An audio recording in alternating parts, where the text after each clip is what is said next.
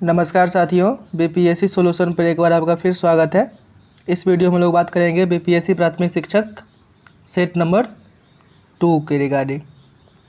तो पहला सवाल है कि सिंधु घाटी सभ्यता के किस स्थल से विशाल स्नानागार का अवशेष मिले हैं?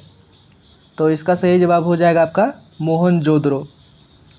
तो मोहनजोदड़ो से एक तो हो गया आपका विशाल स्नानागार, उसके अलावा एक है अन्नागार, ये भी जो है मोहनजोदड़ो से ही मिला है। उसके अलावा कांसे का नर्तकी, ठीक है, और एक है आपका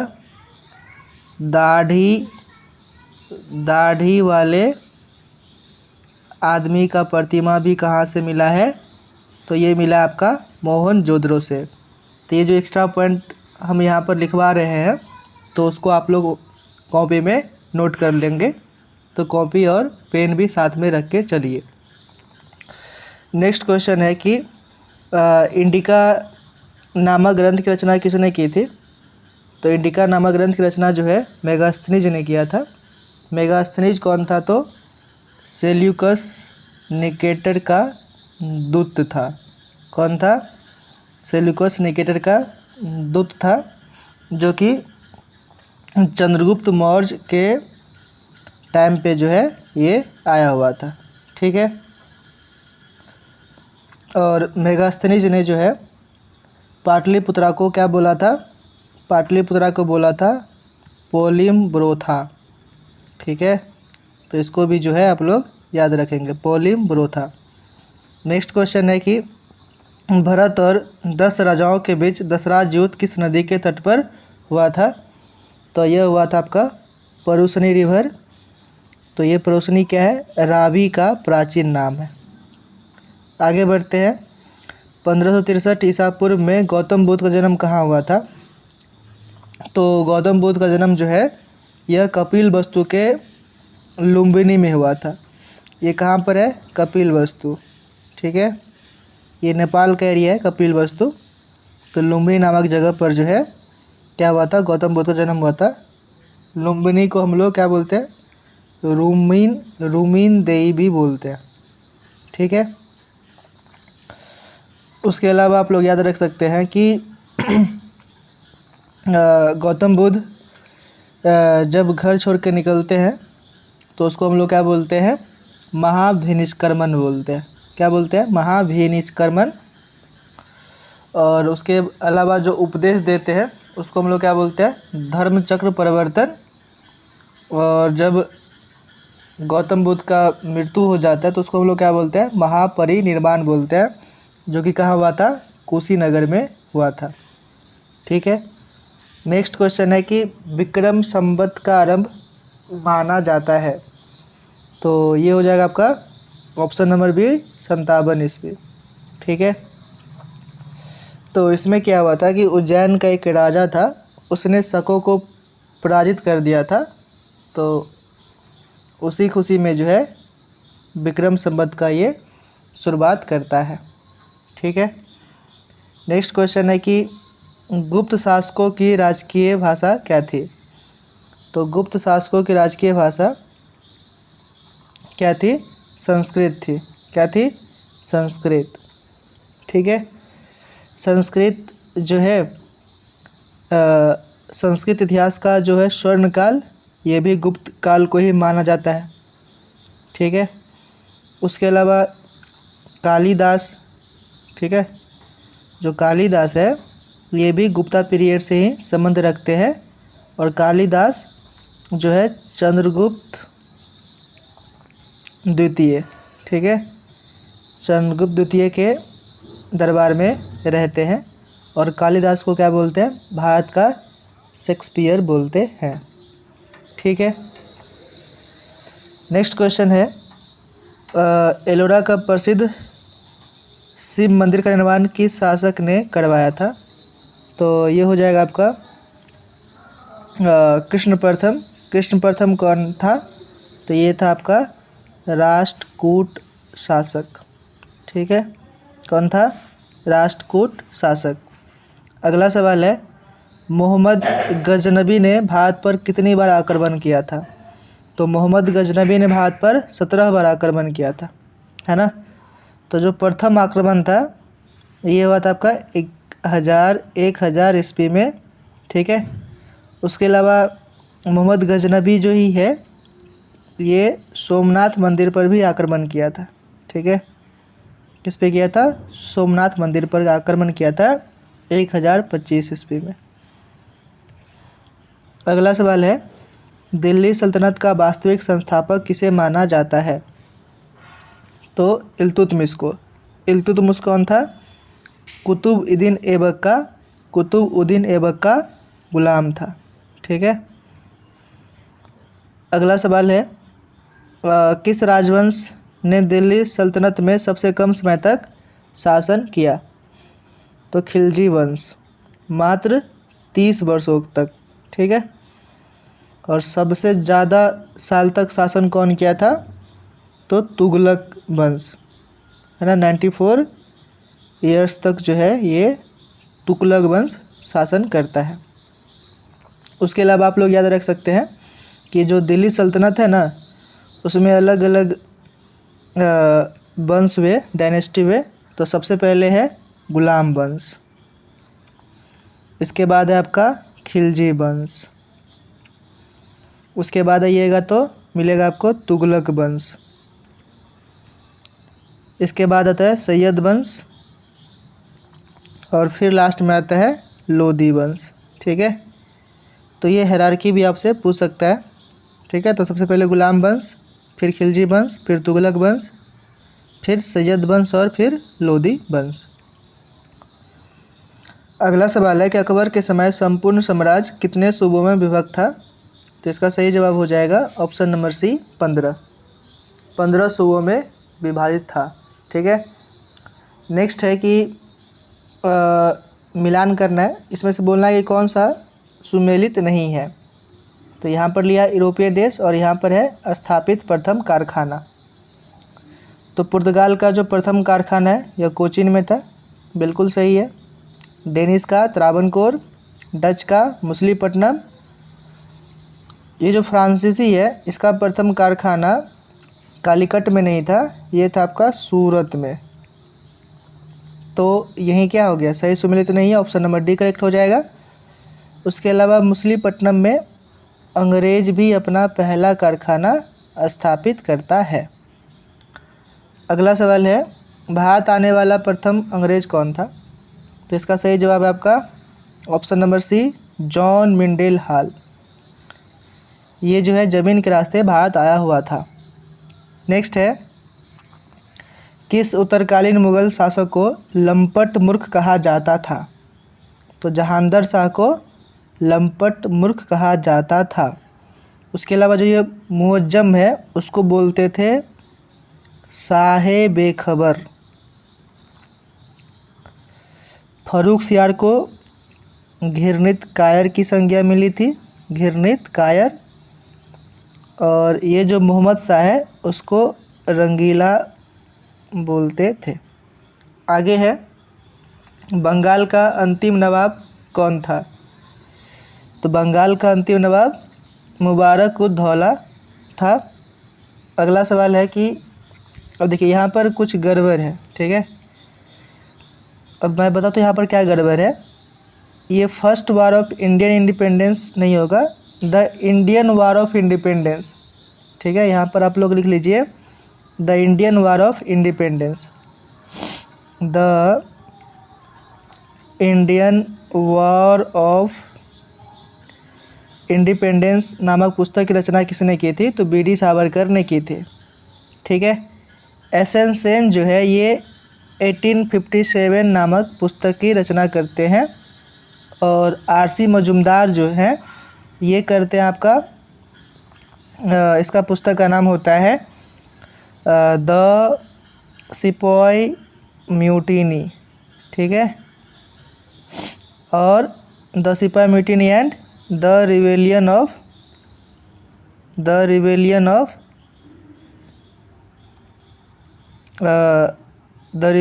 1857, ठीक है। आर.सी. मजूमदार हैं उनके पुस्तक का नाम क्या है? द सिपाही mutiny and the rebellion of 1857। ठीक। उसके अलावा जो ये अशोक मेहता जी हैं उसके पुस्तक का नाम होता है द ग्रेट रिवेलियन। क्या नाम होता है? The great rebellion. ठीक है। और उसके अलावा एक और पुस्तक है, ठीक है, उस पुस्तक का मैं नाम बताता हूँ। तो कार्ल मार्क्स ने जो पुस्तक लिखा था उसका नाम था the first Indian war of independence. The first Indian war of independence, इस पुस्तक को लिखा था कार्ल मार्क्स। ठीक है। तो बी डी सावरकर वाला जो बुक है उसका नाम क्या है? The Indian war of independence. ठीक है। तो आशा करते हैं आप लोग ये फैक्ट लिख लिए होंगे। आगे बढ़ते हैं। वेद समाज की स्थापना किसने की थी? तो वेद समाज की स्थापना जो है ये श्री धरलू नायडू ने किया था। तो ऑप्शन नंबर डी करेक्ट हो जाएगा। पाइका विद्रोह किसके नेतृत्व में हुआ था? तो बक्सी जगबंधु के नेतृत्व में। और ये कहाँ हुआ था? तो ओडिशा में हुआ था। अगला सवाल है कि निम्नलिखित में से कौन सा सुमेलित नहीं है? ठीक है। तो यहाँ लिखा है पत्र पत्रिकाएं और फिर उसका है संपादक या संस्थापक। तो Bengal Gazette, James Augustus Hicky, बिल्कुल सही है। सोम प्रकाश, ईश्वरचंद्र विद्यासागर, ये भी सही है।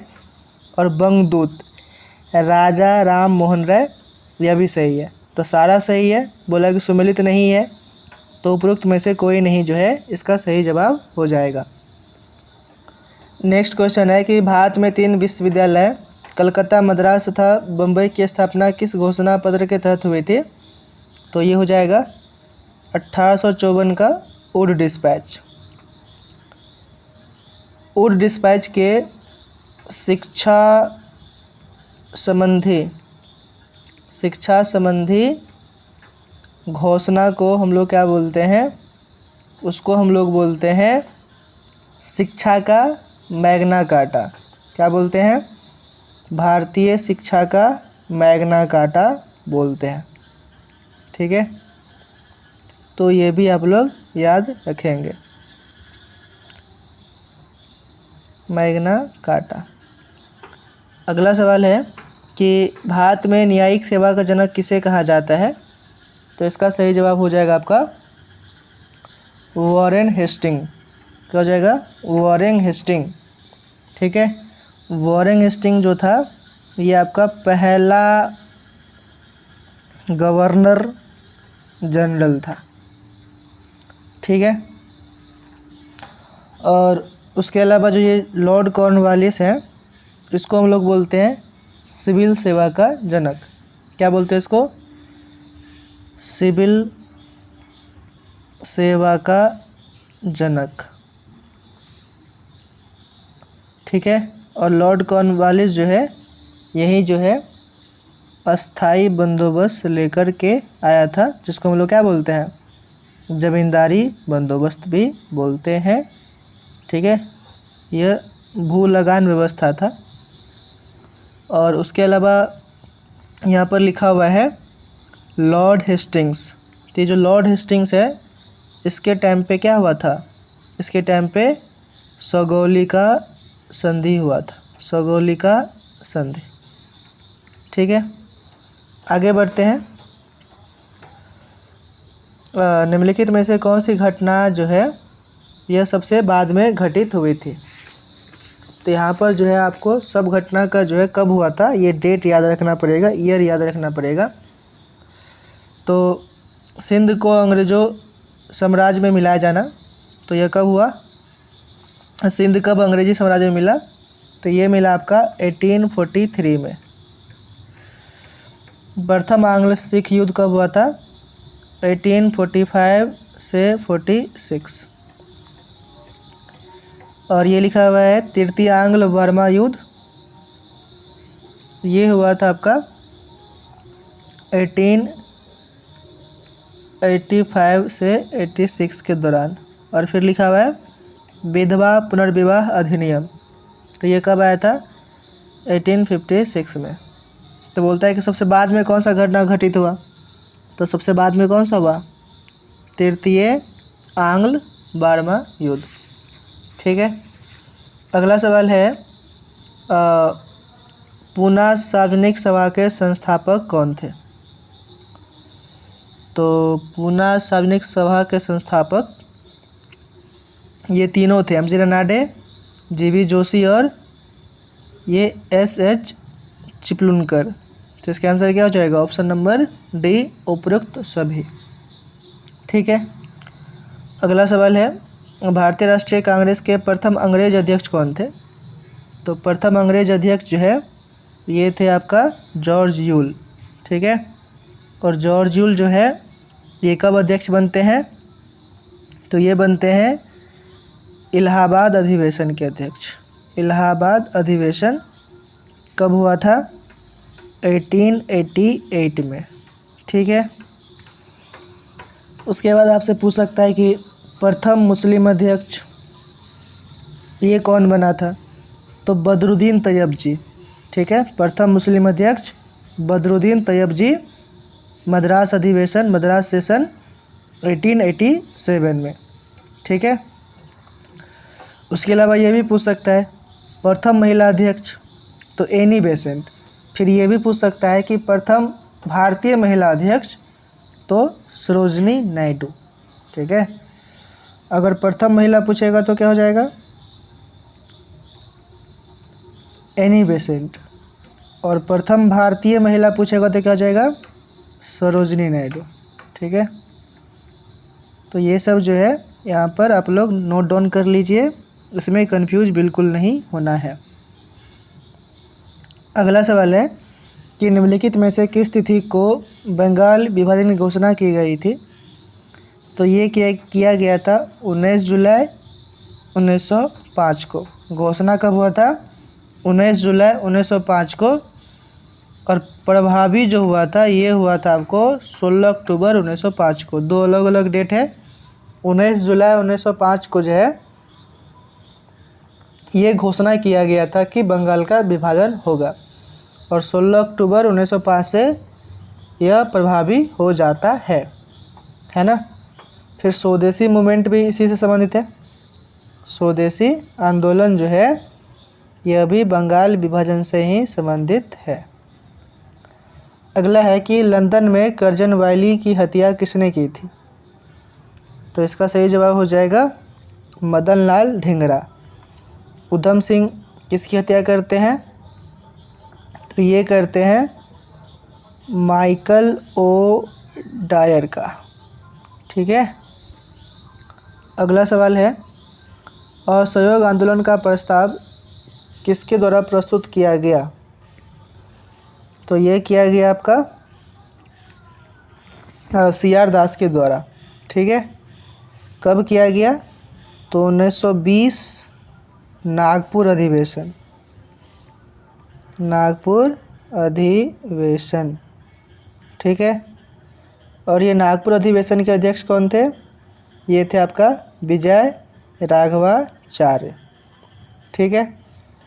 अगला सवाल है गांधी जी के दांडी मार्च की तुलना नेपोलियन के पेरिस मार्च एवं मुसोलिनी के रोम मार्च से किसने की थी? तो इसका सही जवाब है option number B, Subhash Chandra Bose. ठीक है। तो जो दांडी मार्च है यह शुरू हुआ था 12 मार्च 1930 को। ठीक है। कहाँ से? तो साबरमती से। ठीक है। और दांडी कब पहुंचा? तो दांडी पहुंचा 6 अप्रैल 1930 को। दांडी पहुंच के नमक का उल्लंघन होता है। फिर वहाँ से शुरू होता है कौन सा आंदोलन? सविनय अवज्ञा आंदोलन। तो सविनय अवज्ञा आंदोलन का शुरुआत साबरमती से नहीं होता है, दांडी से शुरू होता है। ठीक है। तो ये भी आप लोग याद रखेंगे। कितना दिन लगता है यहाँ पर? तो दिन भी पूछ सकता है, तो 24 दिन लगता है। कितना लोग भाग लेते हैं? तो 78 लोग भाग लेते हैं। ठीक है। कितना डिस्टेंस ट्रैवल करते हैं? तो 241 माइल, या इसको किलोमीटर में चेंज कीजिएगा तो 375 किलोमीटर। आगे बढ़ते हैं। 1937 के चुनाव में कांग्रेस द्वारा बहुमत प्राप्त प्रांतों की संख्या कितनी थी? तो 5। कहाँ कहाँ? बिहार, उसके बाद उड़ीसा, मद्रास, ठीक है, उसके बाद है मध्य प्रांत और संयुक्त प्रांत। ये 5 जगह से जो है अंग्रेज को पूर्ण बहुमत मिला था। नेक्स्ट क्वेश्चन है, समाचार पत्रों का मुक्तिदाता किसे कहा जाता है? तो चार्ल्स मेडकैफ को समाचार पत्रों का मुक्तिदाता कहा जाता है। अगला सवाल, भारत छोड़ो आंदोलन के दौरान निम्न में से किसने भूमिगत रेडियो का संचालन किया था? तो उषा मेहता, राम मनोहर लोहिया और अरुणा असफ अली, ये तीनों ने किया था। तो आंसर क्या हो जाएगा? उपयुक्त सभी।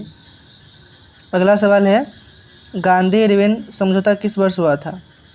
तो 1931 में हुआ था। 5 मार्च 1931 को क्या हुआ था? गांधी इरविन समझौता हुआ था। नेक्स्ट क्वेश्चन है कि निम्न में से किस ग्रह के दिन का मान एवं अक्ष का झुकाव पृथ्वी के समान है? तो मंगल ग्रह, ऑप्शन नंबर ए करेक्ट हो जाएगा। नेक्स्ट है कि उष्णकटिबंधीय मरुस्थलीय क्षेत्रों में उगने वाले वनस्पति को किस नाम से जाना जाता है? तो ये हो जाएगा आपका जेरोफैट, लिथोफैट, जो कि चट्टान पे उगता है, और एक होता है हेलोफैट, जो कि नमकीन क्षेत्र में जो है उगता है। अगला है, वर्मी कल्चर किससे संबंधित है? तो वर्मी कल्चर जो है ये आपका केचुआ पालन से, मत्स्य पालन से क्या है? तो पीसी कल्चर, ठीक है, मत्स्य पालन से पीसी कल्चर, और रेशम कीट पालन जो है इससे क्या संबंधित है? सेरी कल्चर। अगला है, टिहरी बांध परियोजना किस नदी पर है? तो ये हो जाए आपका भागीरथी और भिलंगना नदी पर। तो ऑप्शन नंबर बी जो है करेक्ट हो जाएगा। नेक्स्ट है, भारत का न्यूनतम जनसंख्या वाला राज्य कौन सा है? तो सिक्किम, और सर्वाधिक पूछेगा तो उत्तर प्रदेश। अगला सवाल, निम्नलिखित में से कौन सही सुमेलित है? वन अनुसंधान संस्थान देहरादून, बिल्कुल सही। सूक्ष्म वन अनुसंधान संस्थान जोधपुर, यह भी सही है। हिमालय वन अनुसंधान संस्था शिमला, यह भी सही है। तो ऑप्शन नंबर डी जो है करेक्ट हो जाएगा उपयुक्त में से सभी। अगला सवाल है कि घरेलू हिंसा से महिला संरक्षण का अधिनियम निम्नलिखित में से किस वर्ष पारित किया गया था? 2005 में, ऑप्शन नंबर ए करेक्ट हो जाएगा। विश्व के पहले नैनो यूरिया संयंत्र को किस राज्य में स्थापित किया गया है? तो गुजरात में, ऑप्शन नंबर बी सही हो जाएगा। अगला है, BBC Indian sports women of the year 2022 पुरस्कार किसने जीता? तो मीराबाई चानू ने जीता, ऑप्शन नंबर सी सही हो जाएगा। राष्ट्रपति द्रौपदी मुर्मू द्वारा 7वें अंतर्राष्ट्रीय धर्म सम्मेलन का उद्घाटन कहाँ पर किया गया है? तो भोपाल में। हाल ही में भारत के किस राज्य या केंद्र शासित प्रदेश में लिथियम के भंडार मिले हैं? तो कहाँ मिले हैं लिथियम के भंडार? जम्मू कश्मीर। नेक्स्ट है, बजट 23-24 में केंद्र सरकार ने कितने रुपये के खर्च का लक्ष्य रखा है? तो 45.03 lakh crore, option number A. अगला सवाल, हाल ही में हुए राज्यपाल के नियुक्तियों के संबंध में कौन सा सही सुमेलित है? तो कौन सा सही सुमेलित है ये देखना है। तो फागू चौहान, ये हो जाएगा आपका मेघालय का राज्यपाल, ठीक है। हिमाचल प्रदेश का है शिव प्रसाद शुक्ल, तो यही क्या है? सही सुमेलित है। उसके अलावा ये राजेंद्र विश्वनाथ आर्लेकर जो है ये आपका बिहार का राज्यपाल, ठीक है। और CP राधाकृष्णन जो है ये आपका झारखंड के राज्यपाल। अगला सवाल है कि the blue book writers general पुस्तक किनके द्वारा लिखी गई है? तो अमिताभ कुमार के द्वारा। Option number A. फरवरी 23 में 12वां विश्व हिंदी सम्मेलन का आयोजन कहाँ किया गया? तो फिजी में किया गया। ऑप्शन नंबर सी करेक्ट हो जाएगा। नेक्स्ट है किस देश के राष्ट्रपति अब्देल फतह अल सीसी भारत के 74वें गणतंत्र दिवस के मुख्य अतिथि थे? तो मिस्र के। ऑप्शन नंबर डी करेक्ट हो जाएगा। अगला है ग्लोबल इनोवेशन इंडेक्स 2022 के आधार पर नवाचार के मामलों में भारत का स्थान कौन सा है? तो 40वां है। ऑप्शन नंबर ए सही हो जाएगा।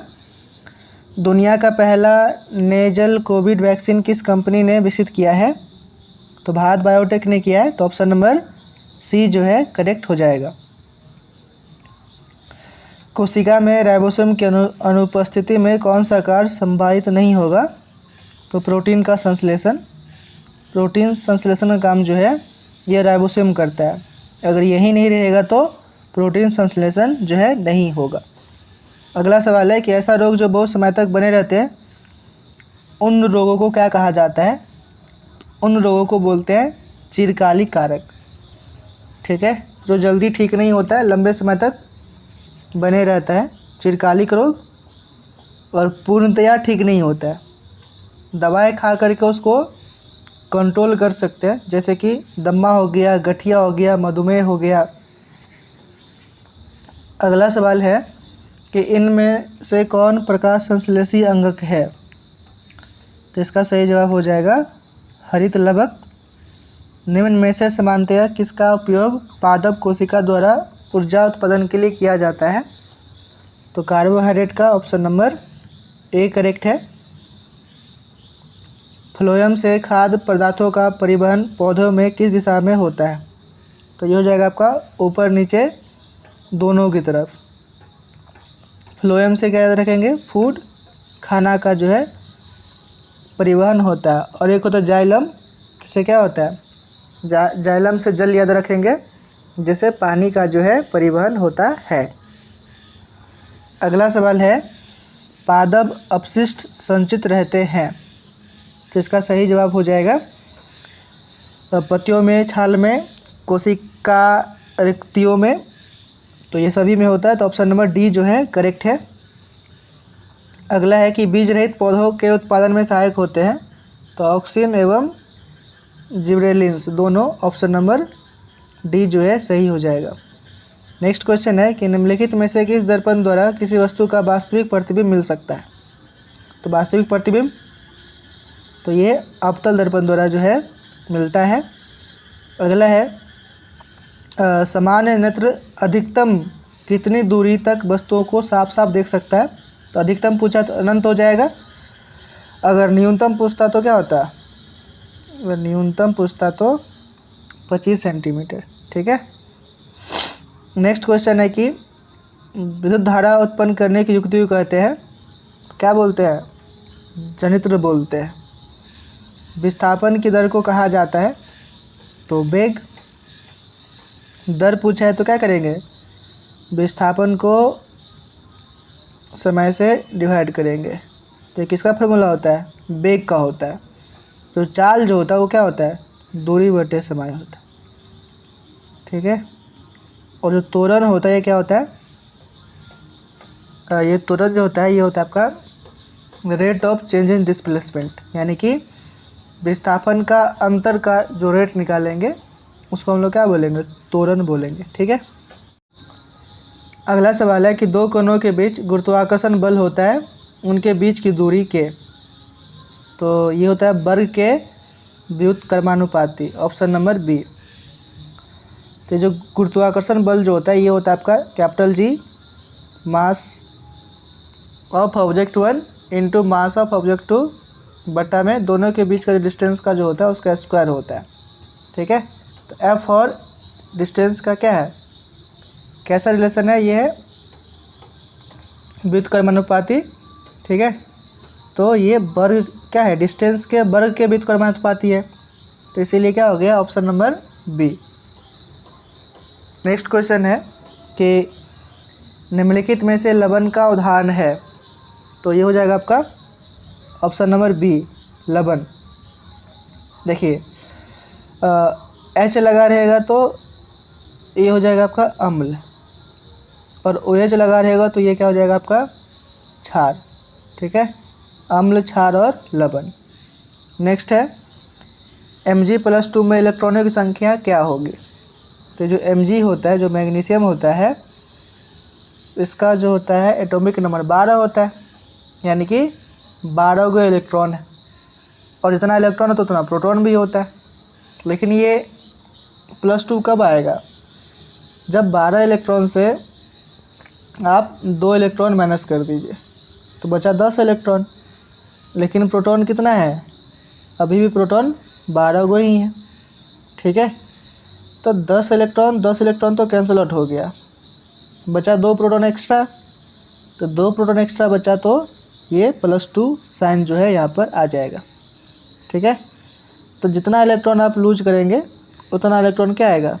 ऊपर में इस तरीके से आ जाएगा। जैसे 2 इलेक्ट्रॉन लूज कर रहा है ना, तो +2, अगर 3 कर दो तो +3।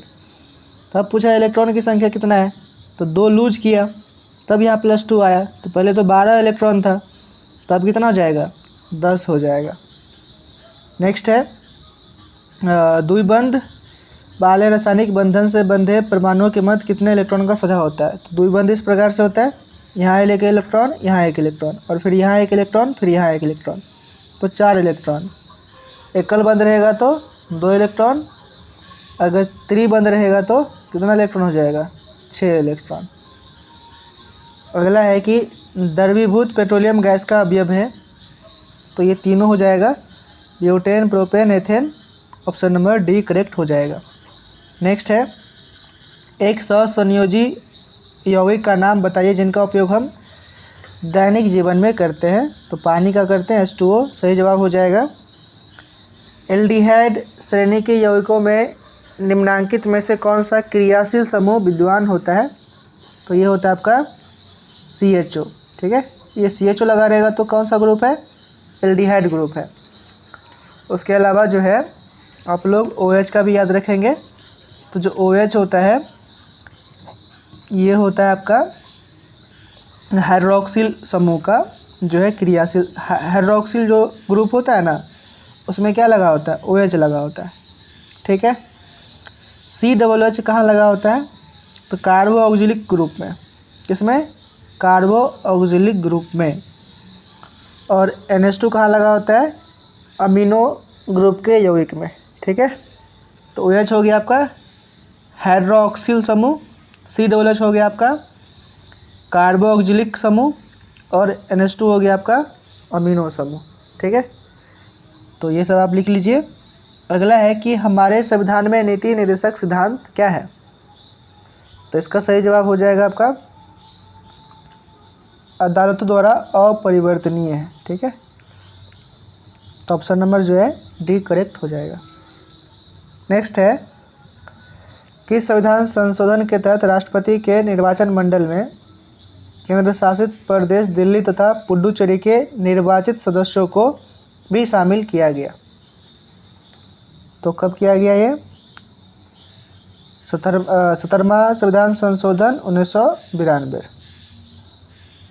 ऑप्शन नंबर सी करेक्ट हो जाएगा। ठीक है, अगला है सरकार की मंत्रिमंडल प्रणाली की सबसे महत्वपूर्ण विशेषता है। तो सामूहिक उत्तरदायित्व। ऑप्शन नंबर बी करेक्ट हो जाएगा। केंद्रीय सरकार का उच्चतम सिविल अधिकारी कौन है? कैबिनेट सचिव, मंत्रिमंडल सचिव। Option number B. अगला सवाल, कौन सा स्थानीय सरकार का मामला नहीं है? तो कानून और व्यवस्था है ना, ये राज्य सरकार देखती है। तो ऑप्शन नंबर सी करेक्ट हो जाएगा। नेक्स्ट है कि विधायकों तथा सांसदों द्वारा ली जाने वाली शपथ का प्रारूप किस अनुसूची में वर्णित है? तो तीसरी अनुसूची में जो है विधायकों तथा सांसदों द्वारा ली जाने वाली शपथ जो है यह वर्णित है। नेक्स्ट है कि राष्ट्रीय स्मारकों, स्थानों तथा वस्तुओं का संरक्षण किस अनुच्छेद में जो है वर्णित है। तो ये जो है आपका अनुच्छेद नंबर कितना है, 49। ठीक है, कौन सा अनुच्छेद, तो अनुच्छेद 49 में जो है यह सब वर्णित है। ठीक है, उसके अलावा अगर हम लोग 47 अनुच्छेद का बात करें तो इसमें क्या है, इसमें है आपका पोषाहार स्तर और जीवन स्तर को ऊंचा करने तथा लोक स्वास्थ्य का सुधार करने का राज्य का कर्तव्य। 48 में क्या है, तो 48 जो है उसमें है आपका कृषि तथा पशुपालन का संगठन, और एक है आपका 48 को, तो उसमें क्या है, पर्यावरण का संरक्षण तथा संवर्धन और वन तथा वन्यजीवों की रक्षा।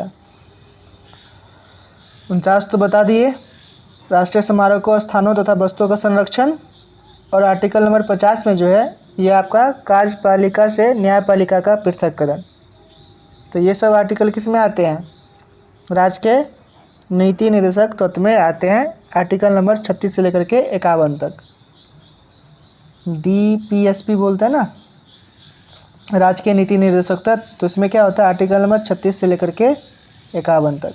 ठीक है, directive principle of state policy DPSP। आगे बढ़ते हैं, भारतीय संविधान के किस अनुच्छेद में अनुसूचित जातियों और अनुसूचित जनजातियों के लिए आरक्षण का प्रावधान किया गया है, तो ये किया गया आपका आर्टिकल नंबर 335 में, ऑप्शन नंबर सी करेक्ट हो जाएगा। आर्थिक आयोजन एक अनिवार्य अभिलक्षण है, तो समाजवादी अर्थव्यवस्था का है। नेक्स्ट है, निम्नलिखित में से भारतीय अर्थव्यवस्था के तृतीय क्षेत्र के अंतर्गत आता है, तो तृतीय क्षेत्र में कौन आता है, वस्तुओं का परिवहन। ठीक है, नेक्स्ट है कि बिहार आर्थिक सर्वेक्षण 22-23 के अनुसार वर्तमान राज्य में शहरीकरण का स्तर क्या है, तो ये आपका 16.2%, option number C. Economic survey Bihar का और देश का, और बजट बिहार और देश का, ये दोनों जो है आप लोग बिल्कुल ही पढ़ के जाइएगा, यहाँ से 2-3 क्वेश्चन देखने को मिल सकता है। केंद्रीय बजट 23-24 में निर्धारित विकास की 7 प्राथमिकताएं, जिसे सप्तऋषि नाम दिया गया, शामिल है। तो सप्तऋषि में जो है क्या क्या शामिल है उसको एक बार देख लेते हैं। तो पहला है आपका समावेशी विकास, दूसरा है अंतिम व्यक्ति तक पहुंच, तीसरा है बुनियादी ढांचा एवं निवेश, चौथा है निहित क्षमताओं का विस्तार, पाँचवा है आपका हरित विकास, छठा है युवा शक्ति, और सातवां है आपका वित्तीय क्षेत्र। ठीक है, तो ये सभी जो है सप्त ऋषि में शामिल है, तो ऑप्शन नंबर डी जो है ये करेक्ट हो जाएगा। अगला है, बिहार के निम्न हिस्सों में कौन सा हिस्सा भूतात्विक दृष्टि से अपेक्षाकृत पुराना है, तो खड़गपुर की पहाड़ियाँ सबसे पुराना है ना, और ये जो उत्तर गंगा का मैदान है ये क्या है, नवीनतम है। अगला है कि निम्नलिखित भारतीय द्वीपों में कौन सा द्वीप भारत एवं श्रीलंका के मध्य है, तो Rameswaram, option number C. Bharat की सबसे लंबी नदी गंगा नदी कितना है, 2525 किलोमीटर, कितना है, 2525 किलोमीटर। और ये जो गोदावरी है उसको हम लोग क्या बोलते हैं, दक्षिण भारत की गंगा बोलते हैं। ठीक है, दक्षिण का गंगा। नेक्स्ट है, रेगुर किसका नाम है, तो रेगुर जो है यह काली मिट्टी का नाम है। काली मिट्टी में कपास उगता है, इसीलिए उसको हम लोग क्या बोलते हैं, कपास मिट्टी भी बोलते हैं, ब्लैक कॉटन सॉइल अंग्रेजी में। ठीक है, नेक्स्ट है कि एक निश्चित आकृति में व्यवस्थित ताराओं का समूह कहलाता है नक्षत्र, ऑप्शन नंबर बी। अगला है कि विश्व पृथ्वी दिवस कब मनाया जाता है, तो 22 मार्च को मनाया जाता है, ऑप्शन नंबर बी करेक्ट हो जाएगा। नेक्स्ट है, यदि दो स्थानों की स्थिति में 90 डिग्री देशांतर का अंतर है तब दोनों स्थानों के बीच का समय का अंतर होगा, तो इसको समझ लेते हैं। तो ये है आपका अर्थ। ठीक है, और यहाँ से बीचों बीच एक लाइन खींचते हैं, उसको हम लोग बोलते हैं 0 डिग्री देशांतर। ठीक है, फिर ऐसे करके भी लाइन खींचते हैं बहुत सारा, है ना। ये सब क्या है, देशांतर रेखाएं। इधर भी खींचते हैं बहुत सारा, ये सारा भी क्या है, देशांतर रेखाएं हैं। ठीक है, तो ये जो बीच वाला लाइन है उसके इधर जाएंगे तो ये हो जाएगा आपका पूर्वी गोलार्ध, और इधर जाएंगे तो ये क्या हो जाएगा आपका पश्चिमी गोलार्ध। तो ये जो हम लोग लाइन खींचे हैं ना ऐसे ऐसे करके, ये एक एक डिग्री पे खींचते हैं, तो इधर जाते हैं ना तो कहाँ तक जाते हैं, 180 डिग्री ईस्ट तक जाते हैं, और इधर जाते हैं तो कहाँ तक जाते हैं, 180 डिग्री वेस्ट तक जाते हैं। तो ये जो 180 डिग्री वेस्ट है और 180 डिग्री ईस्ट है, ये दोनों बेसिकली एक ही लाइन है। ठीक है, और टोटल जो लाइन है एक एक डिग्री पे है, तो कितना हो जाएगा, 360 हो जाएगा। ठीक है, तो आपको ये भी पता है कि अर्थ जो है, धरती जो है, अपने एक्सिस पे 24 घंटे में घूम जाती है ना। तो 24 घंटे में कितना करती है, 360 देशांतर को पार करती है। इसका यही मतलब हुआ ना कि 24 घंटे में 360 देशांतर। ठीक है, तो वहाँ पर आप एक ही नियम लगाइएगा। तो ये होता है कि 1 डिग्री घूमने में उसको लगता है 4 मिनट का समय। तो 90 डिग्री घूमने के लिए, 90 डिग्री घूमने के लिए कितना, 90 गुने 4 यानी कि 360 मिनट, और 360 को आप लोग 60 से डिवाइड कर दीजिए तो कितना घंटा आएगा, 6 घंटा। तो ऑप्शन नंबर बी जो है करेक्ट हो जाएगा। नेक्स्ट है निम्नलिखित समुद्री धाराओं में कौन हिंद महासागर की धारा नहीं है ना। तो ये आ जाएगा आपका ऑप्शन नंबर डी, बेंगुएला धारा। ये जो है साउथ अटलांटिक ओशियन में बहने वाली कोल्ड करेंट है ना। एक होता है कोल्ड करेंट, एक होता है वार्म करेंट। ठीक है, तो बेंगोला क्या है, कोल्ड करेंट है जो कि साउथ अटलांटिक ओशन में बहती है। बाकी ये तीनों हिंद महासागर में। नेक्स्ट है, इनमें से कौन सा झील उत्तरी अमेरिका के ग्रेट लेक्स का हिस्सा नहीं है। तो ह्यूरॉन, सुपीरियर, मिशिगन, ये सब क्या है, ग्रेट लेक्स का हिस्सा है। कौन नहीं है, तो बियर नहीं है। नेक्स्ट क्वेश्चन, जैव विविधता का सबसे महत्वपूर्ण पहलू है। ऑप्शन नंबर डी, पारिस्थितिक तंत्र का निर्वहन। अगला सवाल, पर्यावरण में ग्रीन हाउस प्रभाव में वृद्धि होती है तो कार्बन डाइऑक्साइड के कारण से। ठीक है, तो ये कैसे होता है इसको समझ लेते हैं। जैसे मान लीजिए ये है आपका अर्थ है ना, और ये अर्थ का सरफेस, और इसके ऊपर क्या है, वायु का एक आवरण है ना, जिसको हम लोग क्या बोलते हैं, वायुमंडल या फिर एटमॉस्फेयर। तो अब उधर सन है, ऊपर चमक रहा है, तो सन से जो भी एनर्जी आता है, तो ये एनर्जी आया ऐसे से करके, तो यहीं से कुछ लौट गया, लेकिन जो यहाँ आया तो इसको क्या कर लिया, अर्थ या तो क्या कर लेगा, एब्जॉर्ब कर लेगा, और फिर बाद में क्या करेगा, इसको रिलीज भी करेगा। जब ये रिलीज करेगा तो इसके वायुमंडल में क्या है, कार्बन डाइऑक्साइड है, तो ये कार्बन डाइऑक्साइड इसको अवशोषित कर लेता है, उसको बाहर नहीं जाने देता है स्पेस में। तो इससे क्या होगा, यहाँ का टेम्परेचर राइज हो जाएगा, है ना। इसी को हम लोग क्या बोलते हैं, ग्रीन हाउस प्रभाव बोलते हैं। तो इसीलिए इसका आंसर क्या हो जाएगा, कार्बन डाइऑक्साइड के कारण से ग्रीन हाउस प्रभाव में वृद्धि देखने को मिलती है। नेक्स्ट है कि कार्बन क्रेडिट का दृष्टिकोण इनमें से किससे शुरू हुआ है। तो ये हुआ था आपका किससे, क्योटो प्रोटोकॉल से। ऑप्शन नंबर ए सही हो जाएगा। ओजोन परत संरक्षण दिवस मनाया जाता है तो 16 सितंबर को। कब मनाया जाता है, 16 सितंबर को। अगला सवाल है कि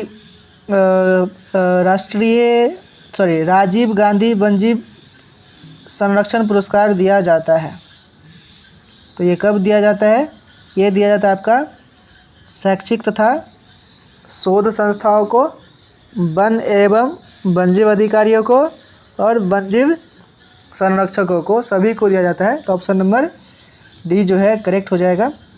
नेक्स्ट है, भारत का राष्ट्रीय जैविक उद्यान स्थित है तो नई दिल्ली में। अगला सवाल है कि निम्न में से किसकी my picture of free India नामक पुस्तक की रचना पंचायती राज व्यवस्था से संबंधित है? तो Mahatma Gandhi, option number B correct हो जाएगा। अगला है बिहार विधानसभा में सीटों की कुल संख्या कितनी है? तो 243, ठीक है। और बिहार में लोकसभा की सीटें कितनी है? लोकसभा की 40 और राज्यसभा की 16। अगला सवाल है निम्नलिखित में से कौन पर्यावरण संतुलन के संरक्षण से संबंधित है? तो वन नीति, पर्यावरण सुरक्षा अधिनियम, औद्योगिक नीति, शिक्षा नीति, ये सभी है। तो ऑप्शन नंबर डी करेक्ट हो जाएगा। नेक्स्ट है कि निम्नलिखित में से कौन कृत्रिम पारिस्थितिक तंत्र है? तो धान का खेत, ऑप्शन नंबर ए करेक्ट हो जाएगा। और अगला है कि पारिस्थितिकी स्थायी मितव्ययता यह किस आंदोलन का नारा है? तो चिपको आंदोलन, ठीक है। और चिपको आंदोलन के जो नेता थे उसका नाम था सुंदरलाल बहुगुणा। तो ये था आपका 100 गो general studies plus current affairs का सवाल। और 20 सवाल किसे पूछता है? मैथ और रीजनिंग से। तो आज के लिए इतना ही। इसके अलावा जो है आप लोग हमसे टेलीग्राम पे भी जुड़ सकते हैं। चैनल पर नहीं तो सब्सक्राइब कर दीजिए। मिलते हैं अगले वीडियो में, तब तक के लिए जय हिंद।